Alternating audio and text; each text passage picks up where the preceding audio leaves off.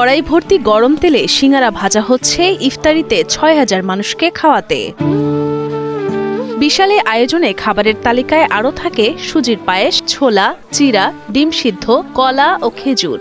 এই আয়োজন ১-২ দিনের জন্য নয়, পুরো রমজান মাস জুড়েই ৬,০০০ মানুষের জন্য ভিন্ন সব খাবার তৈরি করতে প্রতিদিন সকাল থেকেই চলে ইফতার প্রস্তুতির বিশাল কর্মযজ্ঞ।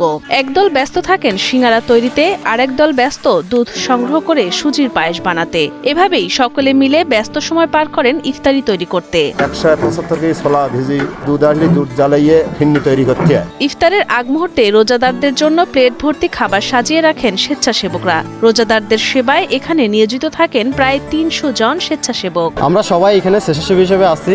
আমরা স্বেচ্ছায় কাজের ফাঁকে যতটুকু সময় পাই আমরা এখানে দেওয়ার চেষ্টা করি। আমরা এখানে ইফতারি মাঠে কাজ করার জন্য আসি, এর জন্য আমরা কোনো পারিশ্রমিক নেই না। প্রতি বছর রমজান মাস জুড়ে ইফতারের বিশাল এই আয়োজন করা হয় সাতক্ষীরার কালীগঞ্জ উপজেলার নলতা কেন্দ্রীয় আহসানিয়া মিশনে। প্রতিদিন ৬টার মধ্যে এখানে হাজির হন রোজাদাররা। এখানকার ইফতার মাহফিল এত সুন্দর, ইফতার পরিবেশন করা যায় খুব সুন্দরভাবে। আর